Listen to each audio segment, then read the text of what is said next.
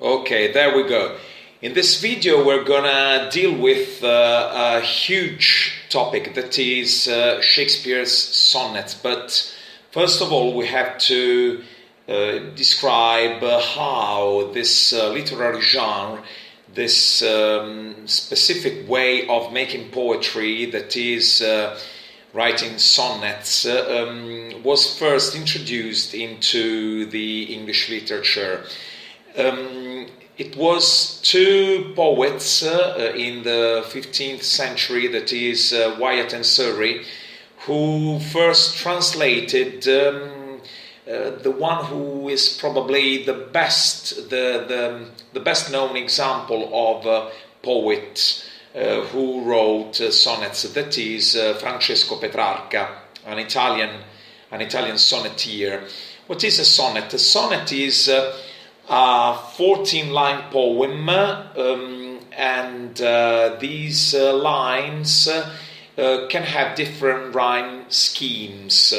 Petrarchan sonnets were usually divided into two quatrains and two tercets. On the other hand, when this form was introduced into the English literature, this pattern was changed into another one, which is called the Shakespearean sonnet, and it is basically made of three quatrains and a final couplet. That is, the new scheme is 4 lines, 4 lines, 4 lines, and 2 final lines, forming the so-called rhyming couplet. What about Shakespeare's rhyme scheme? What more can we say? He normally wrote sonnets in iambic pentameters, that is a 10-syllable line where each unstressed syllable is followed by a stressed one. The most famous example can be, "Shall I compare thee to a summer day?" So as you can see, it's 10 syllables divided into 5 unstressed ones and 5 stressed ones. The unstressed syllable is followed by a stressed one. Okay. Shakespearean sonnets are generally known as English sonnets, and in this scheme, that is the 3 quatrains and the final couplet, we can normally find a turning point, a moment when the description of the arguments, the possible questions posed by the poet, at a certain point find some kind of twist, some kind of peripeteia. Now, let's deal with Shakespeare's sonnets as regards the persone, the characters that we can find. Basically, there are 4 persone: the poet himself, that is William Shakespeare, this fair youth to whom sonnets from 1 to 6 are dedicated, but we have also to remember that the 10 poems between 78 and 88 are dedicated to the so-called rival poet, who is another man, a third man. This fair youth is unnamed. We are not sure of his identity. The language of this first group of sonnets is really loving and romantic, and this might suggest that between the two, between Shakespeare and this fair youth, there might have been some kind of homosexual love, but other critics define it as a simple platonic love or some kind of a father-son relationship. The rest of the sonnets, the final ones, are dedicated to this mysterious dark lady. Her name seems to suggest that her hair was dark-haired, but we can also pose a question: why is the young man fair, that is blonde, and why is the lady dark? These different colors in their hair seem to suggest much more than simply some kind of physical features. It's something deeper. It's something related to their inner soul, their inner nature. So very probably this lady seems to be dark because she somehow evokes sexuality. She evokes a more physical kind of love, while the fair youth seems to be some kind of ideal beloved to whom the first 126 sonnets are dedicated. By far the most famous sonnet written by William Shakespeare is Sonnet 18. Shall I compare thee to a summer day? Please note that all these pronouns, thee, thou, are all forms for you. In fact, thee means you, thou art, nowadays would be written you are. So, let's consider the structure: first quatrain, second quatrain, third quatrain, and the final rhyming couplet. We can also have a look at the structure inside a quatrain.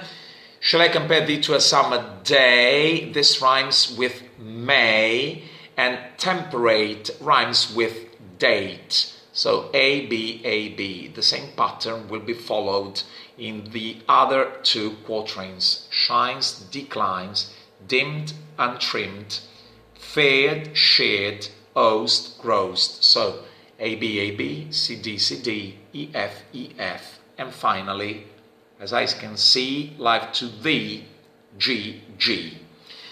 So, the poet is addressing the fair youth when he asks him if he should compare the fair youth to a summer day. The answer is no, no way, because you are, meaning the fair youth, is more lovely and more temperate.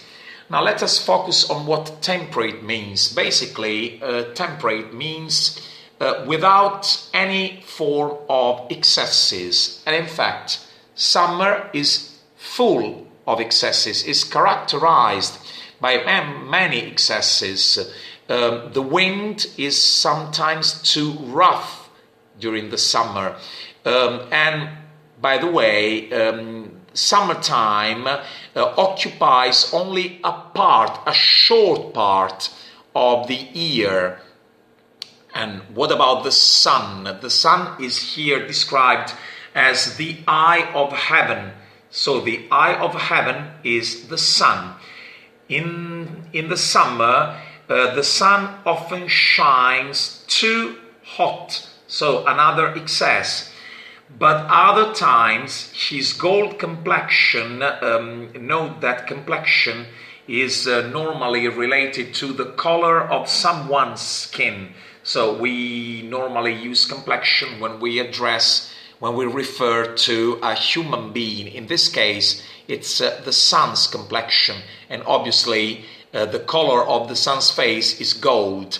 But sometimes during the summer, the sun is dimmed, covered, eclipsed by some clouds. So we cannot see his gold complexion anymore.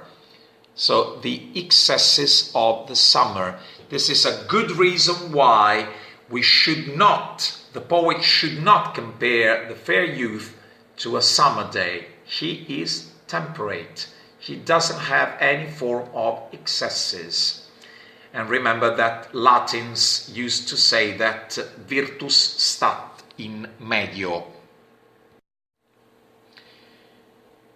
Summertime is too short, so the second theme is time.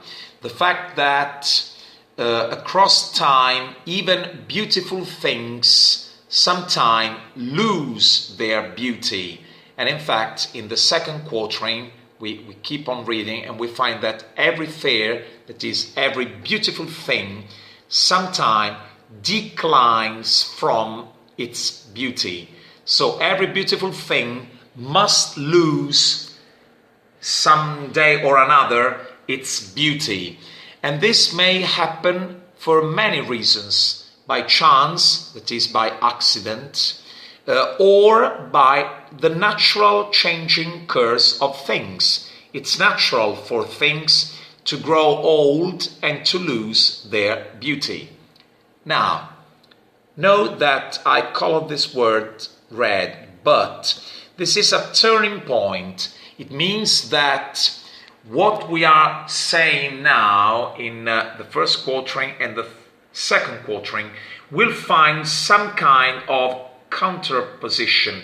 We will find something different in this third quatrain. And in fact, for the first time, we find the promise that the fair youth's summer, that is, his youth, his beauty, shall not fade, shall not disappear in time.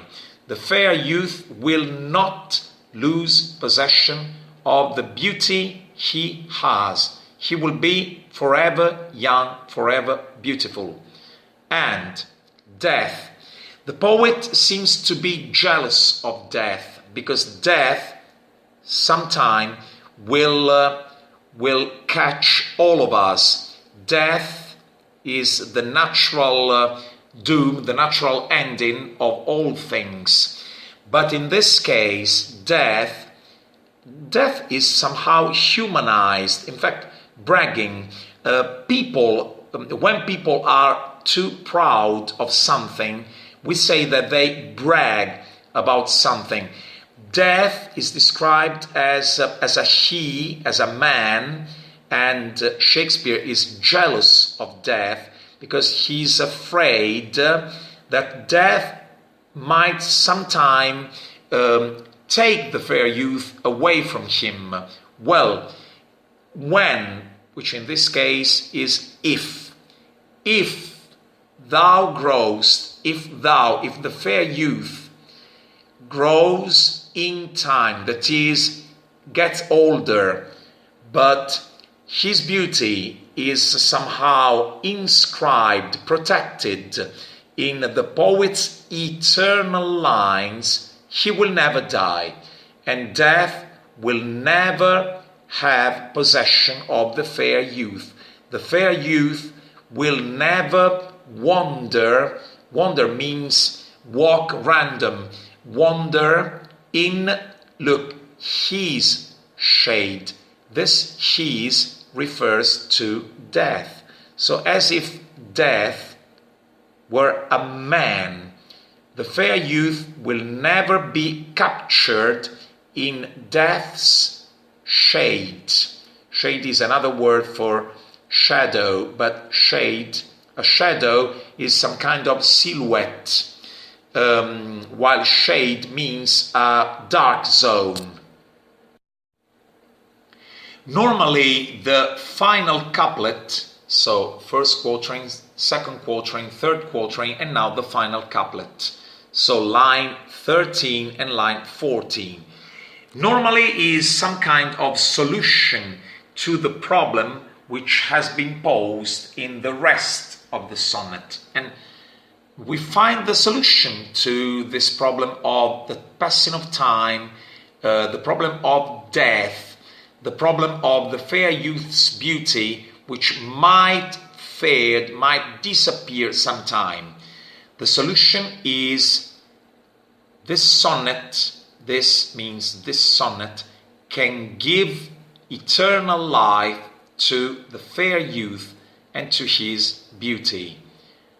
Why is that? Because as long as men, as human beings, will live upon this earth, so long as men live and their eyes can see and read this poem, as long this poem lives, and this poem will give life to the fair youth. So, the fair youth summer is gonna be eternal if the fair youth is captured in the poet's eternal lines. So, the eternity of poetry is the solution. Another outstanding sonnet is Sonnet 116. Let me not, to the marriage of true minds, admit impediments.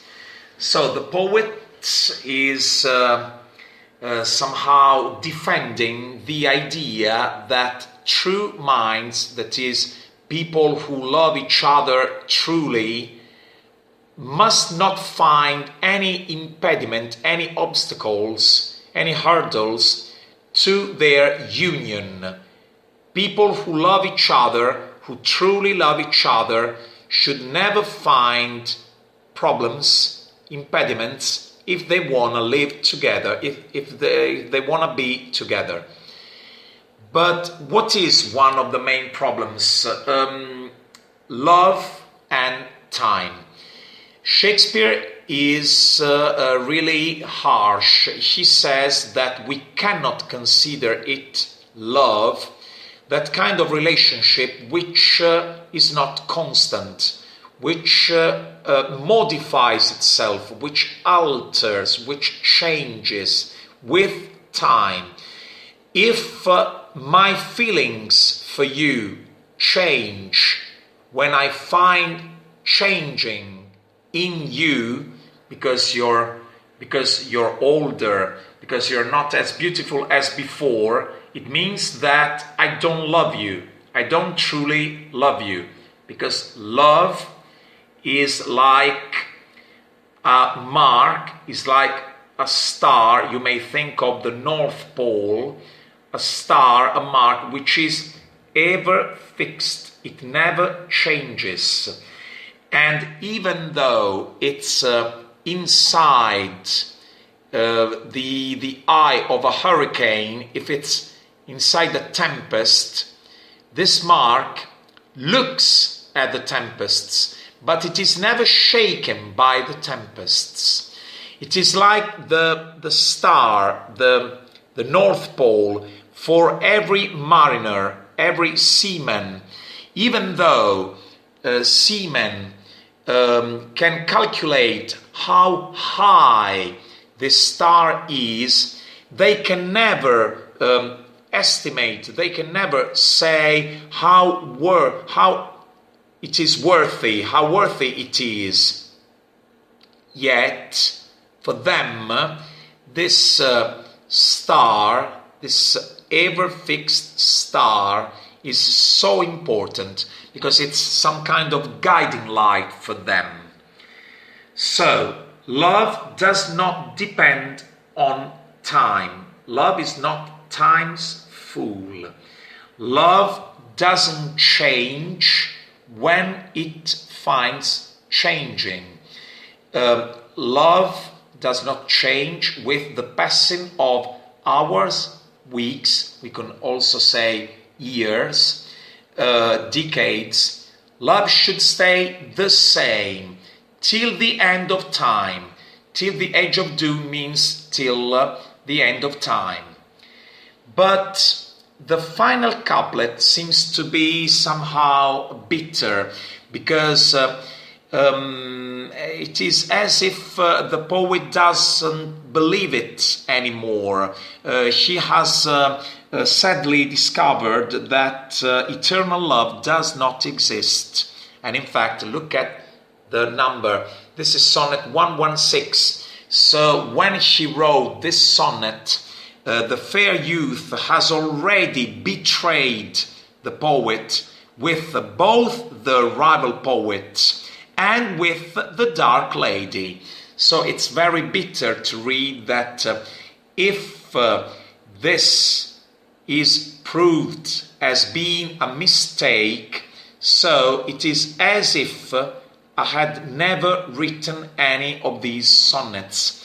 and it is as if no man has ever loved.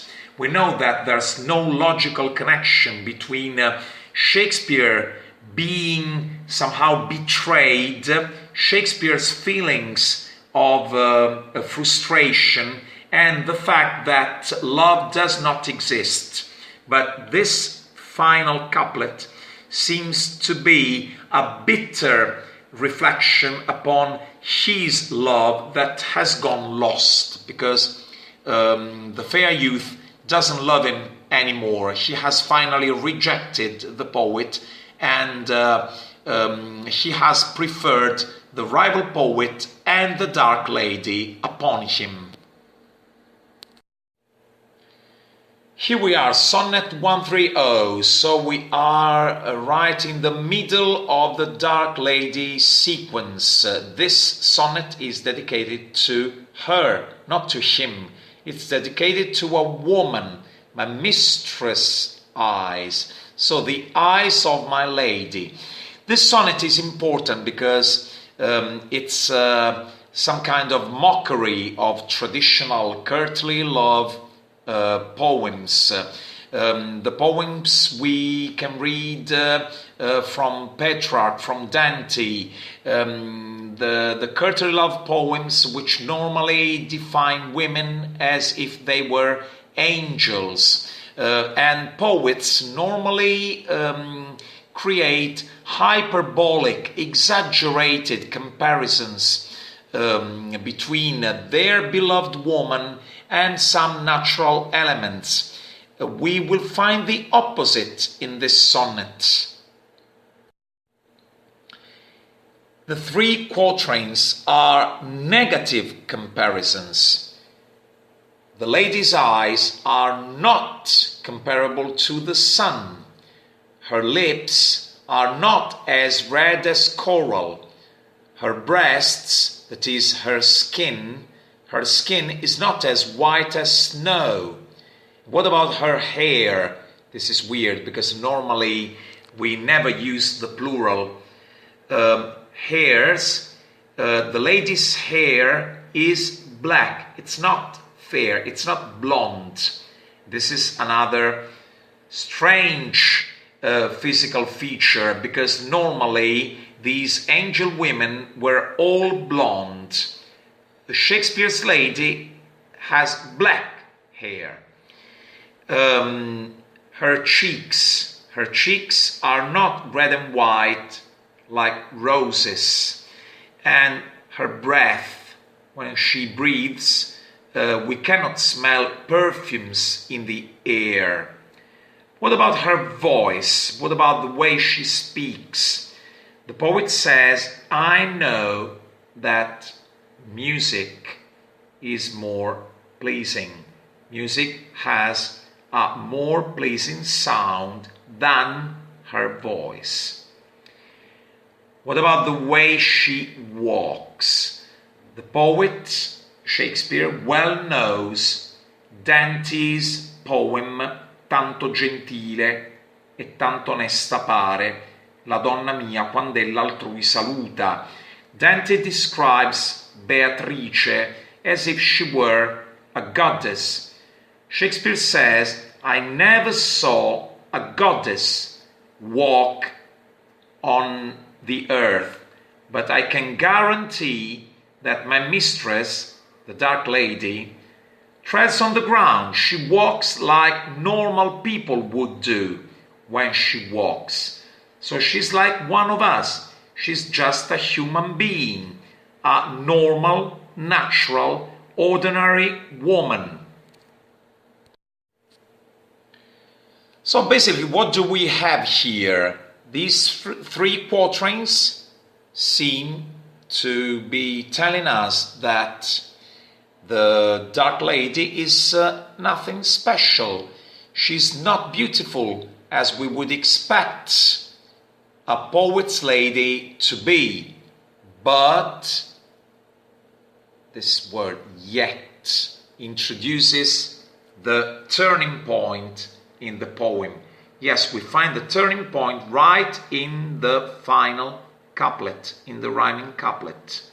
the poet says, and yet, although her eyes are nothing like the sun, her lips are not as red as coral, her skin is not as white as snow, blah, blah, blah, blah, and yet my love is as rare, that is, my love is true, my love is as true as no kind of love has ever been described in a courtly love poem. And he swears, because he says by heaven, so he can guarantee that he's telling the truth. Shakespeare says, my love is as rare as any she means any woman. My love, my woman, the woman I love is not like those other women who have been described telling lies. So these other women, these other she's, these other women have been described using false comparisons. Shakespeare seems to say, I'm not going to do anything like that. I'm going to describe my lady for the way she is, and I swear that my love is true, and no other women have been loved the way I love my woman, my dark lady.